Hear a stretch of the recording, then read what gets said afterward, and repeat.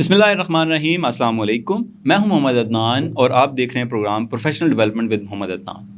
नाज़रीन, इंसान की बुनियादी ज़रूरियात रोटी, कपड़ा और मकान है और आजकल के दौर में रोटी, कपड़ा और मकान और दीगर सहूलियात के लिए इंसान को पैसों की बहुत ज़्यादा ज़रूरत पड़ती है। अब इंसान को पैसा कैसे कमाना है, कहाँ खर्च करना है और कैसे अपनी बुनियादी ज़रूरियात को पूरा करना है, उसके लिए इसे फ़ाइनेंशियल लिटरेसी की ज़रूरत होती है। ये फ़ाइनेंशियल लिटरेसी क्या है, आज हम इस प्रोग्राम में बात करेंगे। मैं आगे बढ़ने से पहले अपने मेहमान आज के हमारे जो हैं उनसे आपका तारुफ़ करवाता चलूँ। आज के हमारे गेस्ट हैं, उनका नाम है टीपू सुल्तान साहब। टीपू सुल्तान साहब सीईओ हैं बिज़ विंग्स के और इसके साथ साथ ये बिज़नेस कोच हैं, कॉर्पोरेट ट्रेनर हैं, फाइनेंशियल एडवाइज़र हैं और एसोसिएट मेंबर हैं CMAP cost management accountant of Pakistan. So Tipu Sultan साहब, हम आपको अपने प्रोग्राम में खुशामदीद कहते हैं। सर, ये बताइएगा सबसे पहले कि फ़ाइनेंशियल लिटरेसी क्या है? सर, सबसे पहले तो अदनान साहब और हक न्यूज़ का मैं बहुत शुक्रगुज़ार हूँ कि उन्होंने मुझे इनवाइट किया और इतना अच्छा प्लेटफॉर्म दिया। तो फाइनेंशियल लिटरेसी के बारे में हम बात करते हैं। Basically financial literacy is all about money management, कि आप अपने पैसे को खर्च कैसे करते हैं और उस अर्निंग उसकी कैसे करते हैं। तो इसके लिए आपको पहले क्या है कि थोड़ा बहुत अंदाज़ा होना चाहिए। पैसे तो बहुत सारे लोग आपको पता है कि अर्निंग कर रहे होते हैं, वेयर एज़ के अगर 2% मिस्टर ए और बी सेम अमाउंट अर्निंग कर रहे हो, वेयर एज़ के मिस्टर बी अमीर हो जाता है और मिस्टर ए जो है as it is on the same financial status पे रहता है। तो उसकी वजह क्या है? क्योंकि जो मिस्टर ए है, जो ज़्यादा ग्रोथ जिसने की, वो कि मोर फाइनेंशियल लिटरेट है as compared to Mister B. तो फाइनेंशियल लिटरेसी हमें बताती है कि कैसे आपने अपने स्पेंडिंग कैसे करनी है अपने इनकम को। तो it's all about financial literacy. जी, इसके साथ-साथ ये बताइएगा कि स्पेंडिंग हैबिट्स हम कैसे बनाएँ? हम कैसे अच्छा स्पेंड कर सकते हैं? देखें, हम जो एज ए ह्यूमन बीइंग, हमारी जो नेचर है बाइंग की, बेसिकली 2 काइंड्स ऑफ बायर होते हैं। एक इमोशनल बायर और दूसरा रैशनल बायर। जो इमोशनल बायर्स है, मोस्ट ऑफ द टाइम आप देखते हैं कि हम बच्चों से ब्लैकमेल हो जाते हैं। ठीक है, वो क्या है कि हमें इमोशनली ब्लैकमेल करते हैं, इवन कि उनकी वो नीड ना हो। हम बच्चे कह देते हैं हमें ये चीज़ खाने के लिए चाहिए, ये खिलौना ले दें, ये चीज़ें ले ये दें। तो that is all about emotional buyers. तो मोस्टली उस टाइम हम इमोशनल बायर बन जाते हैं, वेयर एज के रैशनल बायर बनने की बजाय। तो अपने लिए, जैसा कि हम अपनी फैमिली के लिए तो इमोशनल बायर हैं, अपने लिए हम रैशनल बायर्स होते हैं। यानी कि लॉजिक देखते हैं कि क्या इसका बेनिफिट होगा, क्या मुझे ये परचेज़ करना है या नहीं करना। तो उसके लिए हम लॉजिक्स ढूंढते हैं। तो ये डिपेंड करता है कि आपकी स्पेंडिंग आप कैसे करते हैं। तो दोनों तरह के आपके एटीट्यूड होते हैं। तो ये डिपेंड करता है कि आप डोमिनेंट बायर हैं को, यानी कि इमोशनल बायर डोमिनेंट है या आपकी रैशनल बाइंग जो है वो डोमिनेंट है। कौन सी हैबिट्स, ये आपको खुद एनालाइज करना है इस सिलसिले में ना। सही। अच्छा, इसके साथ-साथ हमें बताइएगा कि पैसा जो है हम कमाते कैसे हैं और कैसे जो है ना हम अच्छा पैसा कमा सकते हैं? कोई ऐसे आपके पास फाइनेंशियल एडवाइज़र हैं आप? क्या कुछ हमारे जो नौजवान हैं, सबसे पहले हम आगे प्रोग्राम को लेके जानने के साथ-साथ मैं आपसे ये पूछना चाहूँगा कि जो हमारे नौजवान हैं, उनको आप क्या एडवाइस करेंगे कि वो अच्छे पैसे किस तरीके से कमा सकते हैं?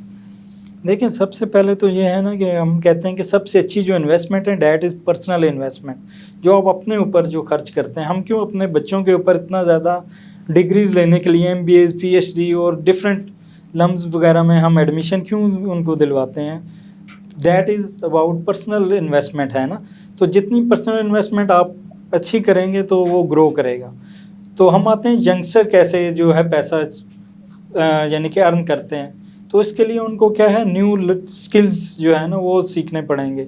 आजकल तो आपको पता है डिजिटल मार्केटिंग और फ्रीलांसिंग का दौर है।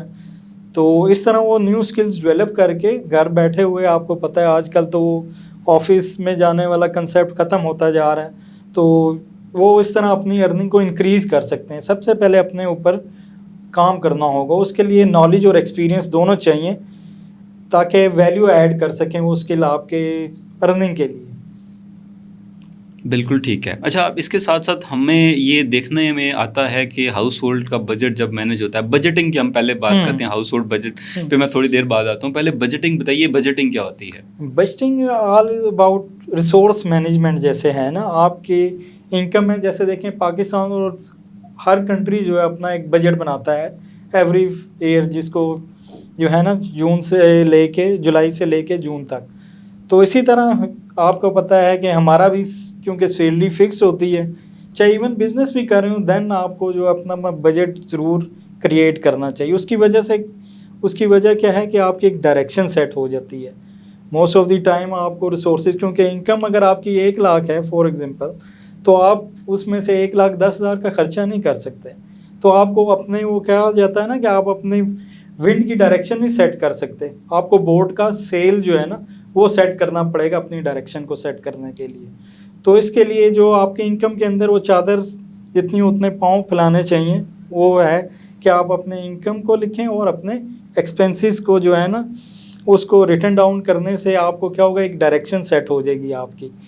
जैसा कि हम भी और आपसे भी डिस्कशन हो रही थी ड्यूरिंग द बिफोर इंटरव्यू कि हम लिख रहे हैं, उसकी वजह से क्या है हमें अपने एक्यूरेट एक सेट हो जाती है डायरेक्शन कि हमारी इनकम इतनी है, उसी के अंदर हमने एक्सपेंसेस करने हैं। फिर उसके अंदर से हम सेविंग का जो है एक वो आगे हम डिस्कस करेंगे कि कैसे सेविंग बस ये देखने में आता है जनरल पब्लिक का प्रॉब्लम ये होता है कि उनके एक्सपेंसेस ज़्यादा होते हैं, इनकम कम होती है। वो 20-22 तारीख को मोस्टली जो लोग सैलरीड बेस हैं, हम बिजनेस वालों की थोड़ी देर में बात करते हैं, लेकिन जो सैलरीड बेस पर्सन है उनके बारे में ये सुनने को मिलता है कि वो उनकी जो इनकम है वो 20-22 तारीख को ख़त्म हो रही होती है और उसके बाद बिल्स देने हैं और यूटिलिटीज़ के और बाकी एक्सपेंसेस पूरे करने हैं, तो वो बड़े परेशान नज़र आते हैं। तो उनको आप क्या एडवाइस करेंगे कि वो कैसे अपनी मनी मैनेजमेंट कर सकते हैं?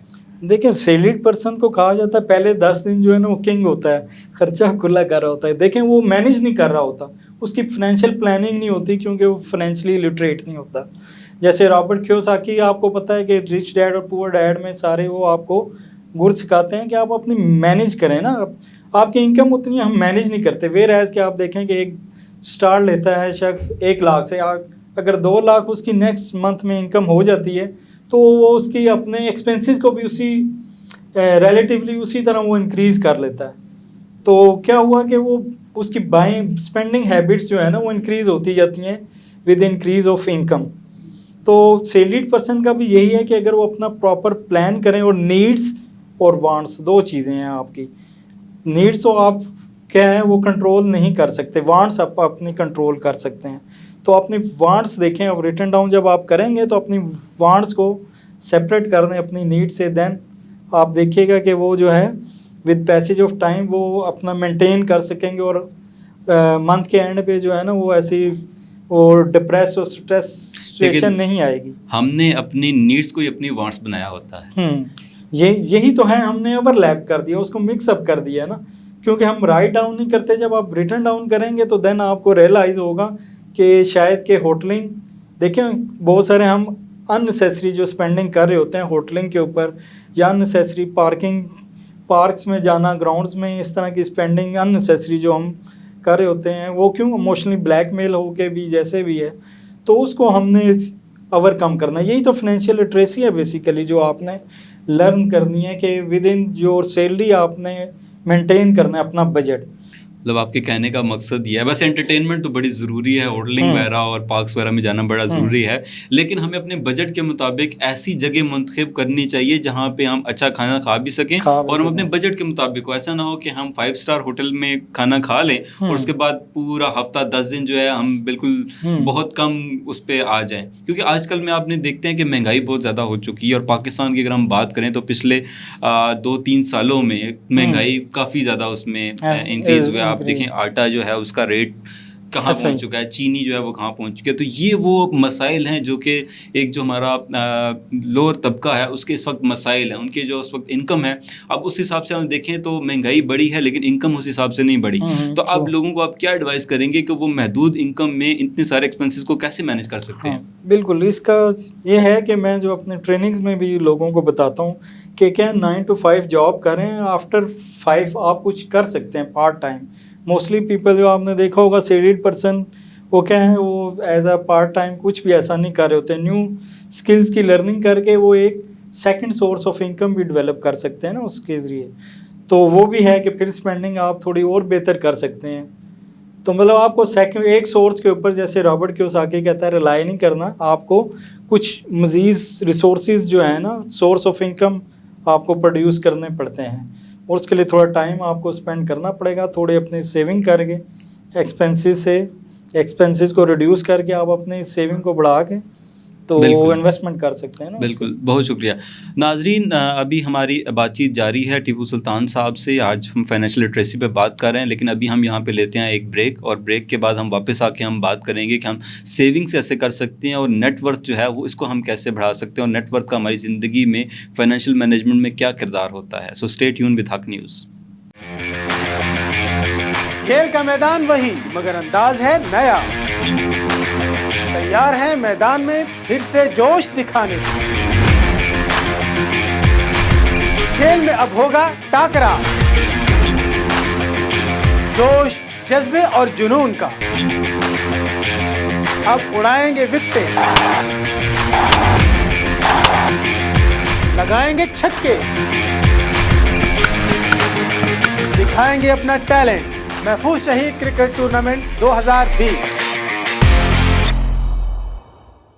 वेलकम बैक नाजरीन। आज हम बात कर रहे हैं अपने प्रोग्राम में फाइनेंशियल लिटरेसी के ऊपर, और हमारे साथ मौजूद हैं टीपू सुल्तान साहब। ब्रेक पे जाने से पहले हम बात कर रहे थे बजटिंग के ऊपर, कैसे हाउस होल्ड का बजट हम मैनेज कर सकते हैं। जी टीपू सुल्तान साहब, हमें ये बताइएगा कि हम हाउस होल्ड में रहते हुए कैसे जो है अपनी आप बजट को मैनेज कर सकते हैं, आप क्या टेक्निक्स बताना चाहेंगे जिससे हम अपनी इनकम और एक्सपेंसेस को जो है वो अच्छे तरीके से मैनेज कर सकें। जी, इसके लिए तो आजकल बड़ा इजी है। पहले तो ये है कि कॉपीज़ वगैरह या डायरीज़ जिस पे आप कन्वीनियंट हो, आजकल तो मोबाइल के ऊपर आपके पास एक्सेल शीट्स वगैरह हैं, तो उसमें आप क्या है डेली बेसिस के ऊपर, वीकली या मंथली बेसिस के ऊपर आप अपने एक्सपेंसेस को नोट डाउन करते करें। नोट डाउन करने की वजह से क्या होगा, आपको डेली के एक्सपेंसेस का एक एस्टिमेशन, एक अंदाज़ा होता जाएगा। तो at the end of month आपको अपने एग्जैक्ट जो एक्यूरेट हैं एक्सपेंसेस उनके बारे में एक इंफॉर्मेशन मिल जाएगी। उसकी वजह से आप अपने एक्सपेंस को जब देखेंगे तो आपको एक मैच करने में आसानी होगी और एक डायरेक्शन सेट करने में। तो मैं तो इसको राउंड अबाउट 2013 से अपने एक्सेल, क्योंकि मेरे लिए तो आज गैजेट्स ये बड़ा है, मैं स्मार्टफोन, तो इसमें मैं राइट डाउन कर रहा हूँ, और अपनी इनकम और एक्सपेंसेस को डेली बेसिस पे राइट डाउन करने की वजह से मुझे फ़ायदा ये हो रहा है कि मैं अपने एक्सपेंसेस को एक अच्छे तरीके से मैनेज, नीड्स और वांट्स वाला जो कंसेप्ट सर हमने पहले डिस्कस किया, उसको हम बड़े अच्छे तरीके से अंडरस्टैंड कर सकते हैं कि क्या हमारी जो अननेसेसरी, बिल्कुल अननेसेसरी वांट्स हैं उनको हम अवॉइड कर सकते हैं, उनको हम कंट्रोल कर सकते हैं। बिल्कुल, आपने ठीक, और ये बड़ा अच्छा मशवरा दिया आपने हमारे नाजरीन को कि आप जो है वो डेली बेसिस पे, अब मंथली तो आपकी जो इनकम है, मतलब अभी हम अगर सैलरीड लोगों की बात करें तो पास तो मंथली इनकम होती है। बिजनेसेस जो कर रहे होते हैं उनको भी एक आइडिया तो होता है कि इस मंथ में कितना उनका मंथली इनकम हो जाएगी उनकी भी। लेकिन जो लोग सैलरीड इनकम है उनके लिए ये है कि वो डेली बेसिस पे अपने जो जितने भी एक्सपेंसेस हो रहे हैं उसको वो राइट डाउन करें, और फिर वो उनको मॉनिटर भी करते जाएंगे वो कि कितना हमारा अभी 10 दिन महीने के गुजरे हैं तो कितने हमारे एक्सपेंसेस हो चुके हैं, 15-20 दिन अभी रहते हैं तो कितनी हमारे पास पैसे रह गए और किसमें अच्छे तरीके से हम कर सकते हैं। तो ये एक बड़ा अच्छा हो जाएगा, और इसके साथ साथ जब ये सारी प्रैक्टिस करेंगे तो हो सकता है कि मंथ के एंड में उनके पास कुछ सेविंग्स भी हो जाएं। तो हम सेविंग्स पे इसके साथ साथ आते हैं, बात करते हैं सेविंग्स के बारे में। बताइएगा कि वैसे इस टेक्निक के अलावा हम किन जराए से सेविंग्स कर सकते हैं।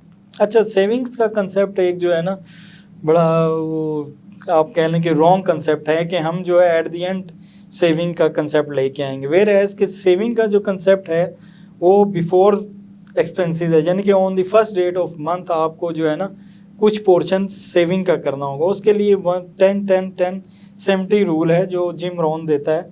वो कहता है कि 10% आपने चैरिटी करनी है, 10% आपने सेविंग, 10% आपने इन्वेस्टमेंट करना है, then the remaining 70% you have to spend. तो स्पेंडिंग जो है बेसिकली आफ्टर सेविंग होती है, ना कि ठीक है ना, मतलब पहले आप जो है स्पेंडिंग करने फिर सेविंग नहीं, पहले आपने सेविंग करनी है देन स्पेंडिंग जो है ना। उसकी वजह से क्या होगा, आपको अपने रिसोर्स का पता चल जाएगा कि ये मेरा 70% रिसोर्स है, उसके अंदर मैंने अपने सारे मैनेज करने हैं एक्सपेंसेस को।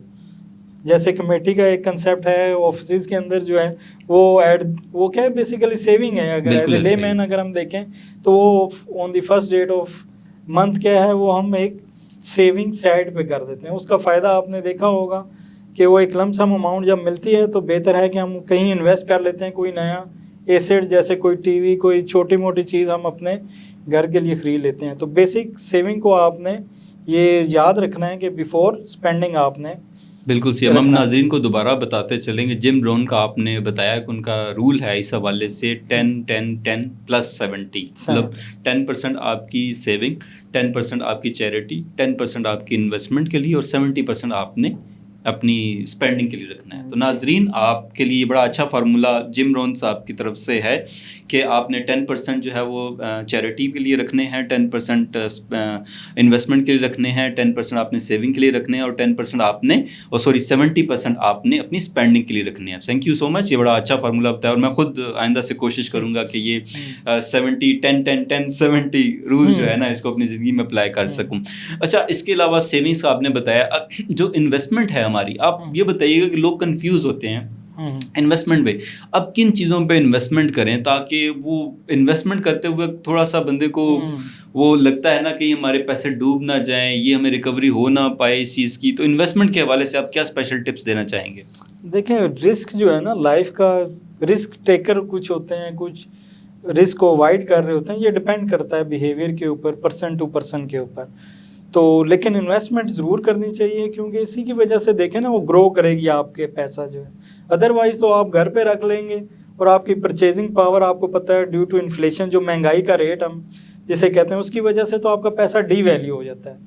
तो इन्वेस्टमेंट के ज़रूर आपको रिस्क लेने पड़ेंगे, लेकिन रिस्क लेने से पहले आपको जिस भी फील्ड में आप इन्वेस्ट करना चाह रहे हैं, उसका पहले आपको नॉलेज होना बहुत ज़रूरी है। उसको अच्छे तरीके से रिसर्च करें उसकी, और उसका थोड़ा एक्सपीरियंस अगर गेन कर लें तो देन आपकी इन्वेस्टमेंट सेफ़ हो जाएगी और आपका रिस्क जो है वो मिनिमाइज़ हो सकता है। तो ये है कि आप जहाँ पे इन्वेस्टमेंट करें, इसमें कोई नहीं है कि आप गोल्ड देखें, आप रियल स्टेट में, जैसे भी है, मतलब जो भी आपको एक अट्रैक्ट करती है फील्ड, उसमें आप इन्वेस्टमेंट करें जहाँ पे रिस्क कम हो। जी, बिल्कुल ठीक है। अच्छा, इसके साथ साथ फाइनेंशियल लिटरेसी में एक टर्म है नेटवर्थ का। हमारे नाज़रीन को बताइएगा कि नेटवर्थ क्या है और इसका फाइनेंशियल लिटरेसी में क्या इम्पोर्टेंस है इसकी? आप देखें, आपको जो richest man of the world है आजकल, तो जेफ बेजोस, और दूसरी तरफ बिल गेट, तो काफ़ी मतलब उसका टेन्योर काफ़ी रहे। तो उनको किस टर्मिनोलॉजी में जो है ना richest person of the world का करार दिया, डैट वाज द नेटवर्थ। अब net worth basically is assets minus जो है आपके लाइबिलिटीज़। अब एसेट्स को समझने की कोशिश करते हैं। एसेट्स क्या है? जो भी आपके घर के अंदर जो चीज़ें हैं, जो घर है, गाड़ी है, that is your assets. Even आपकी क्लोथिंग, शूज़, जिम रोन, तो इवन सॉक्स तक को अपनी एसेट लिस्ट में लिस्ट डाउन करते हैं। और दूसरी तरफ लाइबिलिटीज़, जो हम लोन लेते हैं अपने फ्रेंड से, अपने फैमिली मेंबर से, किसी से भी जो लोन लेते हैं, वो that is on the other side. जब इन दोनों के टोटल्स को, ग्रैंड टोटल्स को माइनस किया जाता है, that is called your net worth. यानी कि आपकी अगर एसेट साइड्स बड़ी होगी as compared to your liability, तो आप एक अच्छी फाइनेंशियल पोजीशन में होंगे। वेयर एज अगर लाइबिलिटी साइड बड़ी है, यानी आपने लोन ज़्यादा लिए हुए हैं अपने एसेट्स की निस्बत, तो आपकी फाइनेंशियल पोजीशन एक अच्छी नहीं होगी। है पर्सनल की बात हम कर रहे हैं। बिल्कुल ठीक है। हम प्रोग्राम के इख्तिताम की तरफ जा रहे हैं। इसके अलावा आप कोई फाइनेंशियल एडवाइस देना चाहेंगे हमारे नाजरीन को? अच्छा, फाइनेंशियल जो लिटरेसी है, हम समझते हैं सिर्फ एक बंदा जो सैलरीड पर्सन है उसके लिए ज़रूरी है। It's not true. ये होल फैमिली के लिए ज़रूरी है। आपको अपनी फैमिली को जो है ट्रेन करना होगा, अपने बच्चों को बताना होगा अबाउट स्पेंडिंग और सेविंग और इन्वेस्टिंग के। अपने पार्टनर को बताना होगा कि कैसे आपने, हालांकि वो काफ़ी मुश्किल है, लेकिन ये है कि आपको इसके ऊपर जो है ना, आप अकेले वॉरियर नहीं हो सकते। एक आर्मी चीफ अकेला नहीं लड़ सकता जब तक उसके सोल्जर एक विजन नहीं रखते। तो उसके लिए ज़रूरी है कि आप अपना गोल जो है, फाइनेंशियल गोल, अपने फैमिली के साथ शेयर करें और उनको ट्रेन करें इस बारे में। तो then after some time you will see कि हम एज ए सैलरीड पर्सन एक अच्छी खुशहाल प्रोस्पेरिटी जो लाइफ है वो हम गुजार सकेंगे। बिल्कुल इसी तरह बिजनेस वालों के लिए भी आप ऐसे ही कहेंगे, जिनका बिजनेस होता है, बिजनेस में तो आपकी इनकम चले अप डाउन होती रहती है, तो उनके लिए भी आप कुछ कहना चाहेंगे? उसमें भी यही है, जब तक आप राइट डाउन नहीं करेंगे, देन आप देखें ना, बड़ी बड़ी कंपनीज क्यों राइट डाउन करती हैं अपने एसेट्स को, लाइबिलिटीज़ को, फाइनेंशियल रिपोर्टिंग क्यों की जाती है? इसी वजह से, ताकि उनको अंदाज़ा हो सके कि हमारे एसेट्स कितने हैं, लाइबिलिटीज़ कितनी हैं, मंथली एक्सपेंसेस कितने हैं और इनकम कितनी जनरेट हो रही है, सेल्स रेवेन्यू कितना है। तो ये सारी चीज़ें इसी वजह से कंपनी क्यों इतनी जल्दी ग्रो कर रही होती हैं, जो अच्छे फाइनेंशियल मैनेजर होते हैं उनके, तो वो इसी वजह से। तो सिमिलरली चाहे स्मॉल बिजनेस है जो भी है, चाहे मीडियम साइज बिजनेस है, उसको लाजमी तौर पे जो है ना अपने अकाउंट्स मेंटेन करने पड़ेंगे। बिल्कुल ठीक। और ये कोई मतलब मुश्किल नहीं है, अकाउंटिंग को समझा जाता है, it is a difficult language, it's a business language actually. ये सब इजीली सीख सकते हैं इसको ना। सही। मुझे ये बताइएगा आखिर में ज़्यादा शाह खर्च कौन होता है, ख़वातीन या मर्द? देखें वैसे तो जो है ना ख़वातीन को ज़्यादा समझा जाता है कि वो स्पेंडिंग ज़्यादा, शॉपिंग ज़्यादा करती हैं। अगर लेकिन आप उनको जो है ना स्पेंडिंग के लिए दे दें तो देन आई थिंक कि वो थोड़ा सा वो क्या कहें कि अपने सेव कर लेती हैं ज़्यादा। मैं उनको उस सेंस में अच्छा मैनेजर कहता हूँ जब उनके पास जो सैलरी की अमाउंट है ना पड़ी होती है, अपनी अथॉरिटी होती है। बिल्कुल सही कहा आपने। लेकिन अगर जो है हस्बैंड के पास हो तो फिर देन वो खुला खर्च कर। चले, थैंक यू सो मच। नाज़रीन, आज के प्रोग्राम में हमारे साथ थे टीपू सुल्तान साहब और इनके साथ हमने आज बात की फाइनेंशियल लिटरेसी के ऊपर। उन्होंने बड़ी अच्छी टेक्निक्स बताई। सबसे पहले इन्होंने टेक्निक जो बताई वो स्पेंडिंग के हवाले से पर्सनल बजटिंग के ऊपर, कि आप अपने जो डेली आपके एक्सपेंसेस हैं आप उसका जो है वो राइट डाउन करें। आप पूरे मंथ की जो आपकी इनकम आ रही है उस हिसाब से आप अपने एक्सपेंसेस को मैनेज कीजिए और उसको राइट डाउन कीजिए, ताकि आपको पता चलता रहे कि आपने कहाँ स्पेंड किया था इस पूरे मंथ में, और फिर मंथ के एंड में आपके पास क्या पोजीशन है, आपके पास कितनी सेविंग हुई है, कितने आपके एक्सपेंसेस हुए हैं। इसके साथ साथ उन्होंने जिम रोहन का एक रूल बताया, वो था 10-10-10-70। इसका मतलब ये था कि 10% आपने अपनी इनकम से जो है वो चैरिटी करनी है, 10% आपने सेविंग करनी है, 10% इन्वेस्टमेंट करनी है और 70% आपने स्पेंडिंग करनी है। तो ये वो कुछ ख़ास बातें थी आज की प्रोग्राम की। So thank you so much. मुझे अब इस प्रोग्राम से इजाज़त दीजिए। आपसे इंशाल्लाह प्रोग्राम में अगले प्रोग्राम में मुलाकात होगी। आप हक न्यूज़ का हमारा जो यूट्यूब चैनल है उसको सब्सक्राइब कीजिए। फेसबुक पे हमारा पेज है, जिस वक्त आपके स्क्रीन पे फेसबुक पेज का और यूट्यूब का लिंक आ रहा है। फेसबुक पेज हमारा लाइक कीजिए। ये प्रोग्राम अगर आपको अच्छा लगे तो आप अपने दोस्तों के साथ ज़रूर शेयर कीजिए। इंशाल्लाह आपसे अगले प्रोग्राम में फिर मुलाकात होगी। तब तक अपना ख्याल रखिएगा। अल्लाह हाफ़िज़।